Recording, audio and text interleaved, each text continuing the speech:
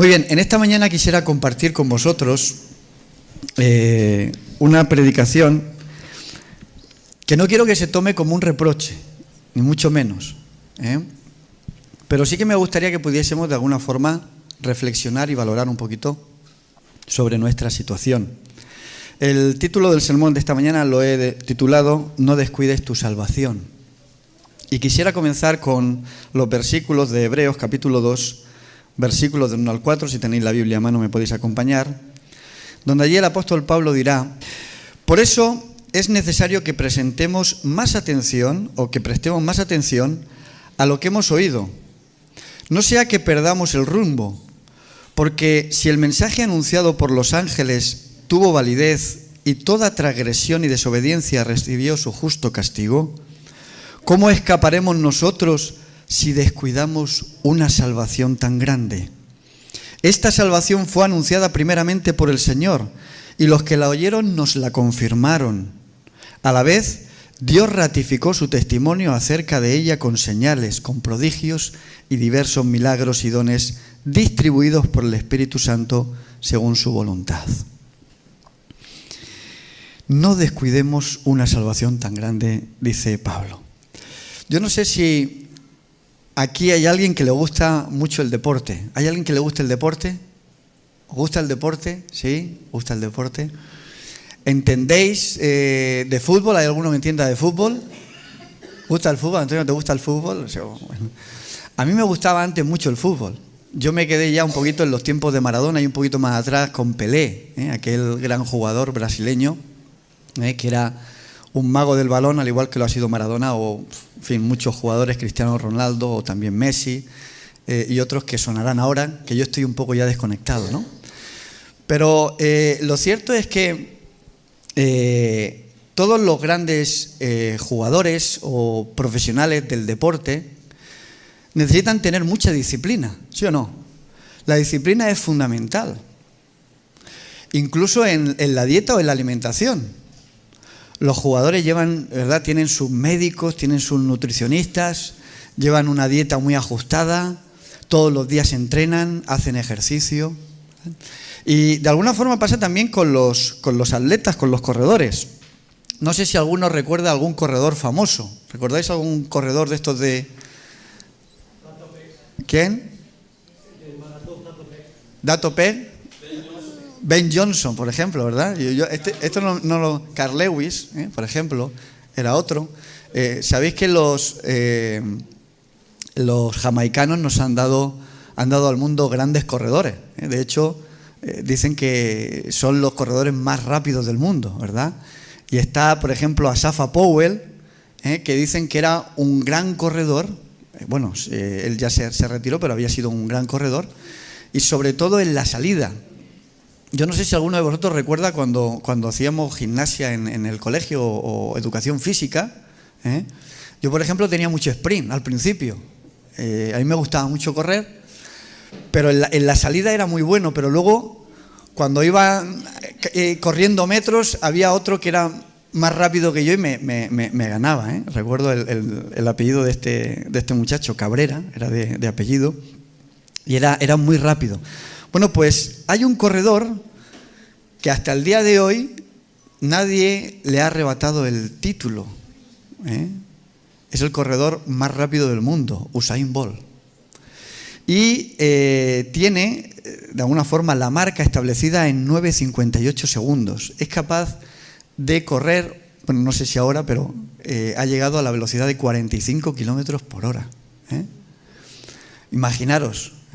Esposas, mandáis a vuestro esposo por el pan a 45 kilómetros por hora, Qué bueno, vendría el pan calentito incluso, O sea, fijaros la velocidad a la que es capaz de llegar un ser humano, como es este corredor. Bueno, a él le apodaron en inglés Lightning Bolt, el relámpago, de lo rápido que corría este corredor. Bueno, sabéis que la disciplina es fundamental.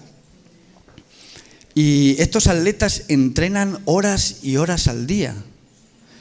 Y tratan de dormir bien, tratan de comer bien, tratan de llevar una vida muy disciplinada. De alguna forma el apóstol Pablo Él nos llega a decir en 1 Corintios 9, dice, ¿no sabéis que los que corren en el estadio, todos a la verdad corren, pero uno solo lleva el premio? Corred de tal manera que lo obtengáis. Todo aquel que lucha, de todo se abstiene, ¿verdad? Cuando uno quiere estar bien sano, bien con una buena vista, ¿verdad? Tener un cuerpecito bien definido, ¿verdad? ¿Qué tiene que hacer? Como dice el dicho, poco plato y mucho zapato. Hay que comer poco y caminar mucho, hacer ejercicio, cuidarse, ¿no? De todo se abstiene, dice Pablo. Ellos a la verdad para recibir una corona corruptible. Fijaros el esfuerzo que hacen los deportistas. Pero para recibir una corona corruptible. Pero nosotros una incorruptible. Así que yo de esta manera corro, no como a la aventura. Y de esta manera peleo, no como quien golpea al aire, sino que golpeo mi cuerpo y lo pongo en servidumbre. No sea que habiendo sido yo heraldo para otros, yo ahora mismo venga a ser eliminado. Un heraldo, ¿verdad?, del Evangelio, dice Pablo, tengo que tener cuidado para no ser descalificado. Yo recuerdo en un sermón, no sé si fue aquí en Murcia o en otra iglesia, contaba la historia de otro corredor. No sé si alguno conocerá el nombre, se llama, bueno, si le suena, Win Esajas. ¿Alguno ha oído hablar de Win Esajas? Bueno, este atleta, ya falleció, pero viajó a Roma, era una persona que se había preparado durante muchísimos años y viajó a Roma para participar en los Juegos Olímpicos que se celebraban en 1960, allí en Italia. Y él representaba la ciudad de Surinam. ¿Alguno le suena esa ciudad? Los hermanos de Venezuela la tienen un poquito más cerca, ¿verdad? Está allí en Latinoamérica, en Sudamérica. Y él representaba a esta nación. Y, ¿sabéis? Se hizo eco al día siguiente en los periódicos. Porque este muchacho, este corredor, no ganó ni tampoco participó, a pesar de que era una de los favoritos. Los artículos de prensa dijeron por la mañana que este corredor se había quedado dormido y no pudo participar. Fijaros, de alguna forma, qué increíble negligencia, ¿verdad? Yendo a participar a las Olimpiadas, siendo uno de los favoritos y haberte quedado dormido.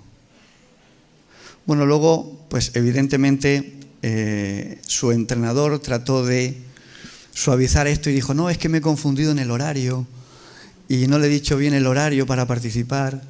Y bueno, pues ahí se quedó un poquito la noticia, ¿no? Pero ¿a qué os suena cuando uno tiene que correr esa carrera y se queda dormido? ¿A qué os suena? ¿La Odisea? ¿La parábola de las 10 vírgenes? De alguna forma, el Señor nos habla de esa parábola y nos dice que hay algo que tenemos que tener en cuenta, que es muy importante, ¿verdad? ¿Y qué es lo que tenemos que hacer? ¿Hacer acopio de qué? De aceite. ¿Que representa qué cosa? El Espíritu Santo. Si nosotros recordamos la parábola de las 10 vírgenes, dice que habían 10, ¿verdad? 5 prudentes y 5 insensatas. Pero sin embargo todas se durmieron. Es algo que le afectó a todas. Pero qué importante es estar preparado, a pesar de que uno se duerma. A pesar de que uno a veces cabecee. Porque somos humanos, ¿verdad? No somos perfectos. A veces podemos caer. Pero Jesús hace énfasis y nos invita en una preparación responsable y prudente. Y creo que nosotros como cristianos también necesitamos ser prudentes en este caso y responsables en nuestra vida espiritual. Seguro que muchos de vosotros habéis oído hablar del famoso primer ministro británico Winston Churchill. Fue alguien destacado durante la Segunda Guerra Mundial. Él tiene una frase que he querido compartir con vosotros, donde dice: el precio de la grandeza es la responsabilidad.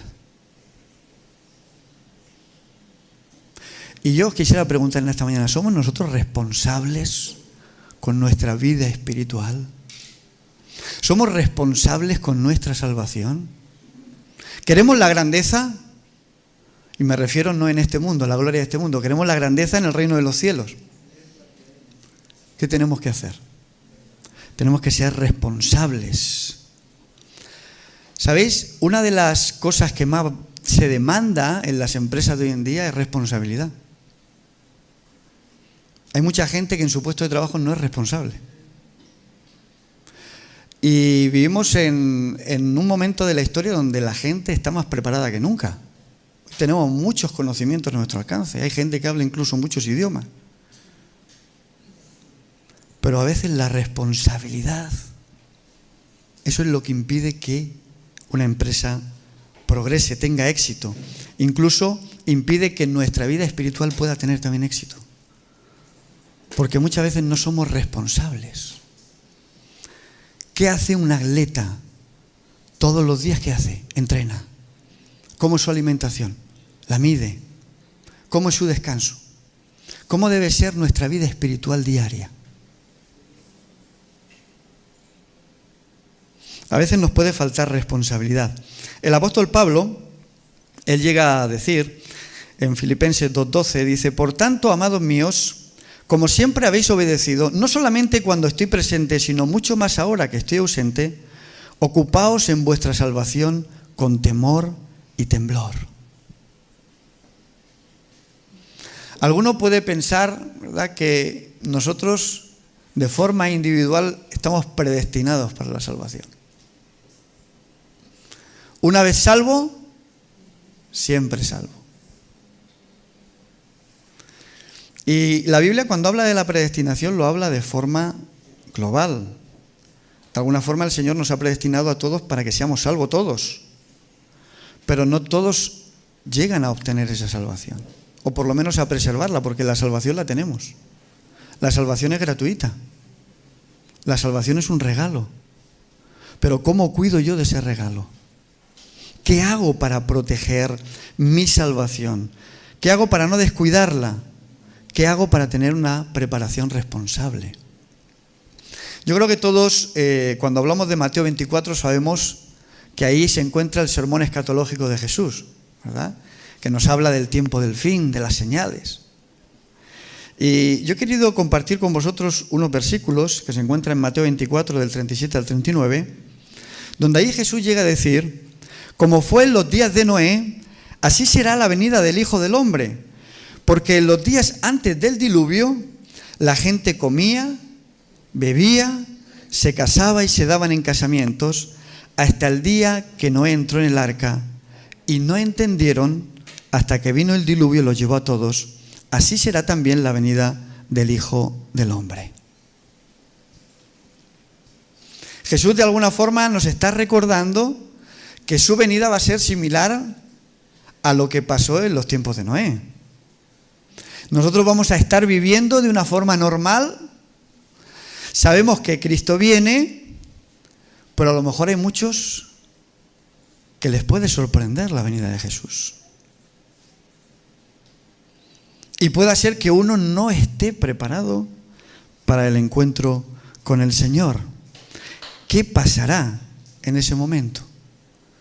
De alguna forma resonarán las palabras de Jesús: no entendieron nada hasta que vino la destrucción sobre ellos. Nuestra preparación como creyentes tiene que ser responsable. Nuestra vivencia espiritual tiene que, de alguna forma, estar dictaminada por un programa que nosotros tengamos diariamente. De alguna forma el apóstol Pablo llega a decir: por eso cada día muero, por causa del pecado.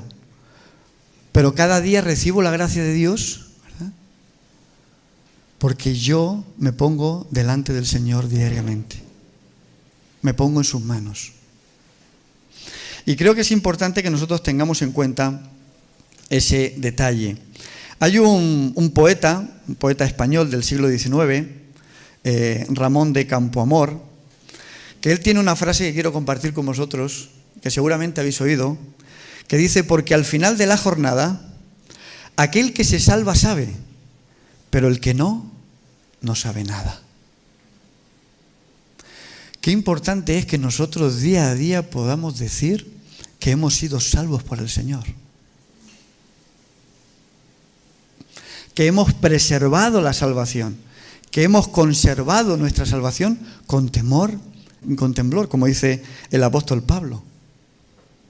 Y creo que, y yo decía al principio que el sermón no quiero que sea un reproche, pero sí, de alguna forma, una reflexión en la que nos podamos parar a pensar cómo estamos nosotros de preparados si el Señor tuviese que venir hoy. Hay una frase de un predicador bautista que me pareció muy oportuna, que dice lo siguiente, dice: todo aquel que dice que Dios le ha salvado y sigue viviendo como vivía antes, yo le pregunto, ¿Dios de qué te salvó? Si uno conoce el Evangelio, si uno sabe lo que dice el Evangelio, abraza el Evangelio de Jesús, pero luego vive de una manera totalmente diferente a la que dice el Evangelio de Jesús, ¿de qué nos ha salvado el Señor? Si la Biblia me dice que no debo mentir y yo me bauticé, hice mi pacto con el Señor, y luego cuando salgo de la iglesia en mi boca solamente está la mentira, ¿de qué me ha salvado el Señor? Yo recuerdo cuando conocí el Evangelio, supongo que muchos de vosotros habéis tenido experiencias similares. Yo era un muchacho joven en aquel momento, todavía creo que lo soy, no tan joven, pero bueno. Y bueno, pues yo vivía pues como vivíamos los jóvenes de aquella época. Yo pues me gustaba ir a la discoteca, nunca me emborraché, pero sí que me gustaba pues a lo mejor pues tomarme alguna bebida, y también me gustaba mucho fumar. Eso era para mí apasionante. Yo empecé a fumar con 15 años. Ojalá que ninguno de vosotros haya tenido esa experiencia, pero bueno, yo tuve esa mala experiencia. Pero bueno, cuando uno conoce el Evangelio, ¿qué debe hacer? Apartarse de todas esas cosas, ¿verdad? Y uno de alguna forma trata de ir santificándose un poquito más. Y trata de llevar una vida pues mucho más saludable, de leer la Biblia todos los días, de tener nuestro encuentro personal con el Señor, de ir puliendo cosas, ¿verdad?, que tenemos que ir quitando. Pero cuando uno conoce el Evangelio y sigue viviendo como vivía antes, ¿de qué lo ha salvado el Señor? Si realmente sigue viviendo de una forma miserable, porque el pecado es miserable, ¿sí o no?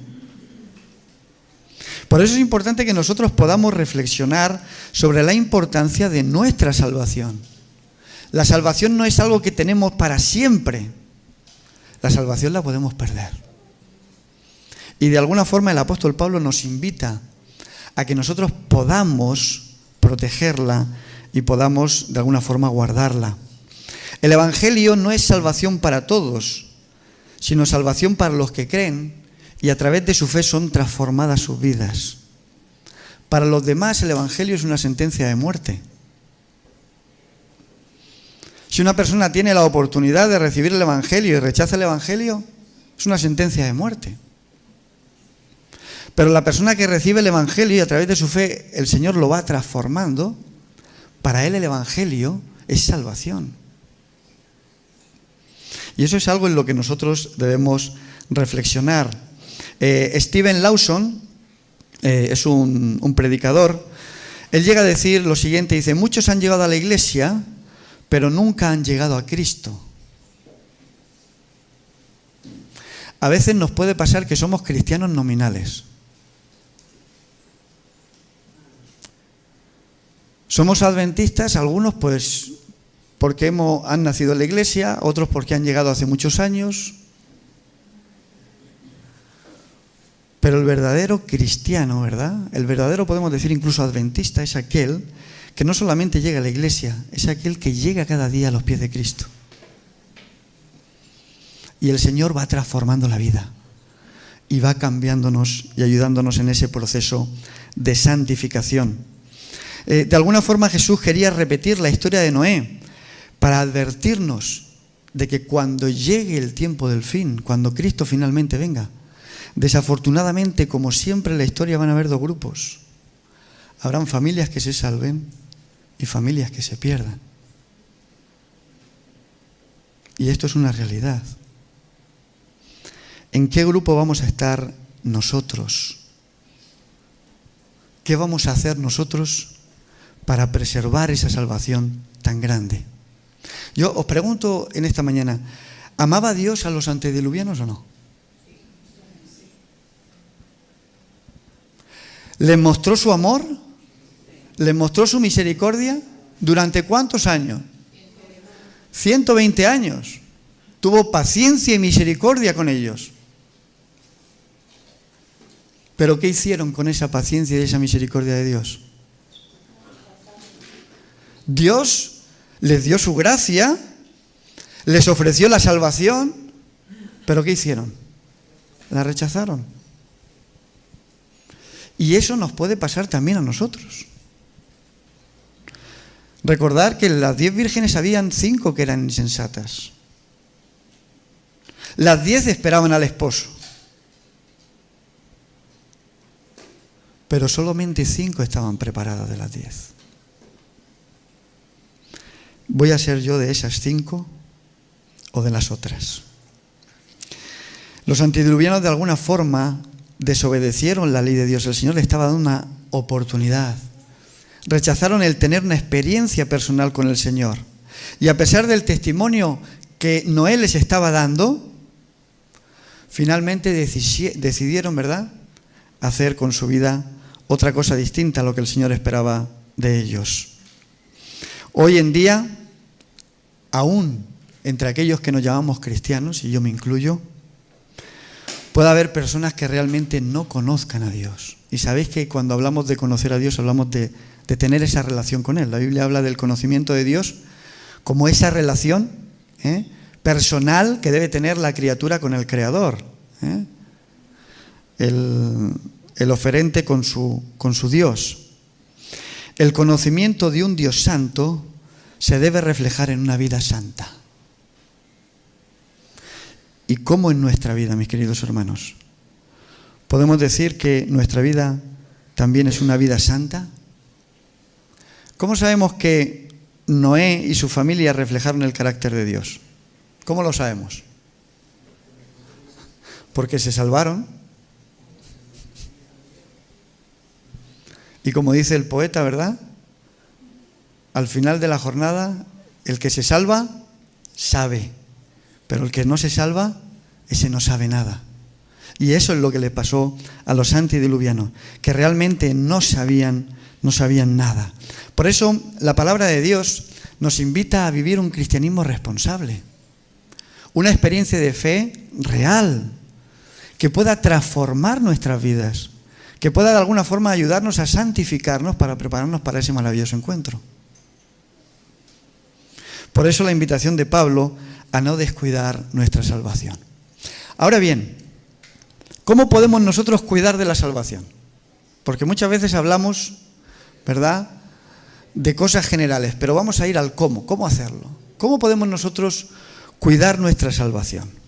Bueno, hay un texto bíblico que es muy conocido, en Lucas capítulo 9, versículo 62, donde el Señor dice: todo aquel que poniendo su mano en el arado mira hacia atrás, ¿qué sigue? No es apto para el reino de Dios.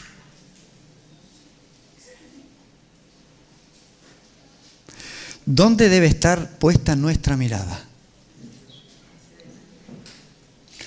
Hoy en día, claro, como todo ha cambiado tanto, yo no sé, seguramente los más antiguos, los más mayores, habrán conocido el arado. Incluso en algunas películas se ve, ¿verdad?, lo que es el arado, cuando van los bueyes o los animales con un arado y van haciendo los surcos. ¿Qué pasa cuando uno está arando y va mirando para un sitio y mirando para otro? ¿Qué pasa con el surco? Se va desviando. no se hace un surco recto. ¿Eh? Por eso la importancia cuando nosotros hemos hecho nuestro compromiso con el Señor de mirar al Señor, de poder poner nuestros ojos en el Señor. El apóstol Pablo dice: por tanto nosotros también, teniendo en derredor nuestro tan grande nube de testigos, despojémonos de todo peso y del pecado que nos asedia y corramos con paciencia la carrera que tenemos por delante, pero puestos los ojos en Jesús, el autor y consumador de nuestra fe. Recordamos el texto, ¿verdad? Un texto precioso en Hebreos 12, versículo 1 y 2. Jesús es el consumador de nuestra fe. Jesús es nuestro modelo. Jesús es nuestro guía. Jesús es nuestro amparo. Podemos decir que Jesús es nuestro todo. Cuando nosotros dejamos de mirar al Maestro, ¿cómo salen los surcos de nuestra vida? Salen torcidos. ¿Qué le pasó a Pedro cuando estaba caminando por el agua y dejó de mirar a Jesús? Comenzó a hundirse.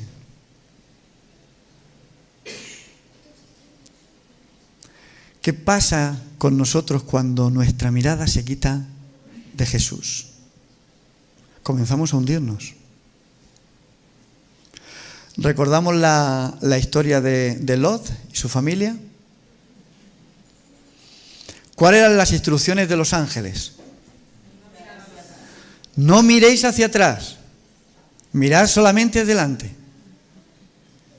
¿Y qué pasó con la mujer de Lot? Miró hacia atrás. ¿Dónde estaba el corazón de la mujer de Lot? Estaba en Sodoma. A veces nuestro corazón puede estar también en Sodoma. Estamos en la iglesia, pero el corazón ¿dónde está? A veces puede estar fuera. Por eso la importancia, el Señor no trata de captar nuestra atención, de que le miremos a Él. A veces estamos también más centrados en la paja del ojo ajeno, ¿verdad?, que en la viga de mi ojo. Y claro, como es mucho más fácil mirar al de enfrente, ¿verdad?, es mucho más fácil ver los errores desde enfrente. Pero el Señor, ¿qué quiere? Que mire hacia adentro, que mire mi miseria y que luego lo mire a Él para que Él pueda poner remedio a todo eso. ¿Cómo podemos preservar nuestra salvación? Mirando a Jesús. En segundo lugar, preservando en la doctrina bíblica. Primera de Timoteo 4:16, recordamos lo que dice el texto bíblico, lo vamos a poner en pantalla. Primera de Timoteo 4:16, dice: ten cuidado de ti mismo y de la doctrina, persiste en ello, pues haciendo todo esto te salvarás a ti mismo y a los que te escuchen. Haciendo esto te salvarás a ti mismo. ¿Qué tenemos que hacer? Perseverar, persistir, ¿verdad?, en nuestras doctrinas. ¿Cuáles son nuestras doctrinas? A veces se nos olvidan. Tenemos 28, ¿verdad? Ese número es fácil de recordar. Pero ¿de cuántas cosas nos hablan nuestras doctrinas? ¿De cuántas cosas nos habla el Señor que nos pueden ayudar en ese camino de santificación? Hay tantas cosas, ¿verdad? Pero Pablo le da ese consejo a Timoteo: persiste en la doctrina, porque haciendo esto te salvarás a ti mismo y también a los que te escuchen, ¿verdad? Vamos a ver segunda de Pedro, capítulo 1, y vamos a leer a partir del versículo 8. No, a partir del versículo 4. A partir del versículo 4 dice: por medio de estas cosas nos ha dado preciosas y grandísimas promesas, para que por ellas llegamos a ser participantes de la naturaleza divina, habiendo huido de la corrupción que hay en el mundo a causa de las pasiones. Fijaros que nosotros podemos llegar a participar, ¿verdad?, como dice el texto bíblico, de la naturaleza de Dios, de la naturaleza divina. Y dice, por esto mismo poned toda diligencia en añadir a vuestra fe, ¿qué cosa? Virtud. A la virtud, conocimiento. Al conocimiento, dominio propio. Al dominio propio, paciencia. A la paciencia, piedad. A la piedad, afecto fraternal. Y al afecto fraternal, lo que decíamos en la escuela sabática, amor. Es una escalera, ¿verdad? Es progresiva. Si tenéis, versículo 8, estas cosas y abundan en vosotros, no estaréis ociosos ni sin fruto en cuanto al conocimiento de nuestro Señor Jesucristo. Y versículo 10, por lo cual, hermanos, tanto más procurar hacer vuestra firme vocación y elección, porque haciendo estas cosas no caeréis jamás. El fruto del Espíritu en nosotros, Gálatas capítulo 5, también lo conocemos. ¿Cómo podemos preservar nuestra salvación? Dejando que el Espíritu de Dios obre todas estas cosas en nosotros. Que podamos tener paciencia, que podamos tener dominio propio. ¿Verdad? Nos faltan muchas cosas, ¿verdad? A veces. ¿Todavía hay cosas que el Señor puede pulir de nosotros, sí o no? ¿O estamos ya perfectitos todos? Ya estamos niquelados, como se suele decir. Están ya... Hay muchas cosas todavía que el Señor puede hacer en nosotros. ¿Qué cosa también nos puede ayudar? En tercer lugar, apartarnos de las malas influencias. Primera de Corintios capítulo 15, versículo 33. Lo vamos a poner en pantalla también.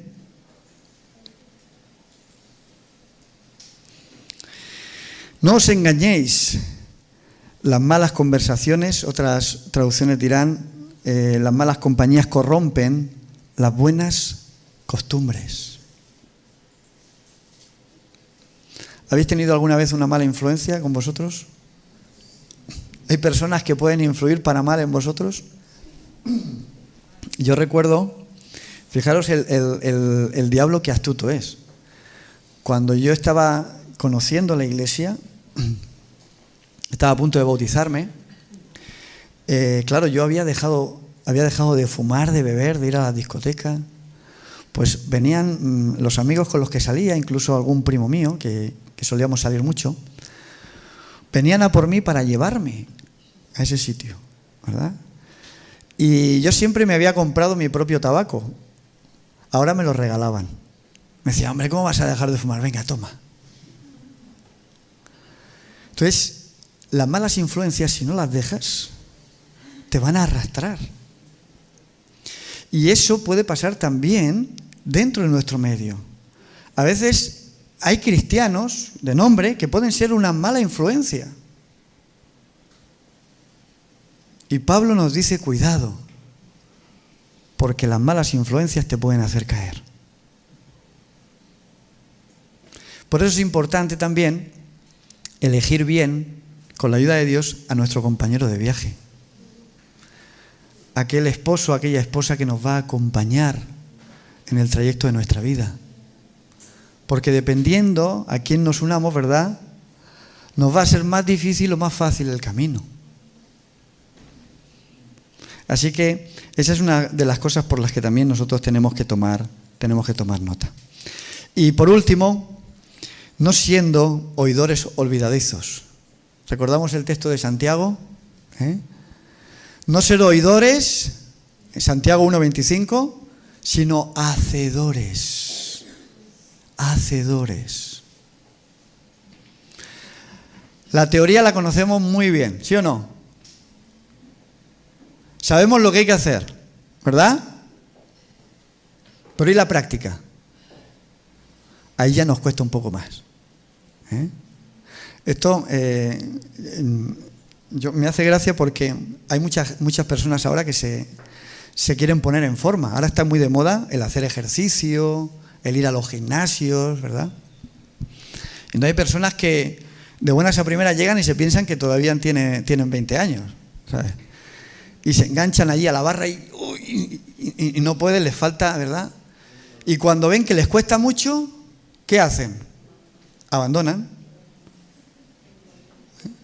Tú vas a los gimnasios y le puedes preguntar a uno de los monitores que hay allí o al dueño del gimnasio, le dices, oye, ¿cuántos vienen y al poco tiempo se van?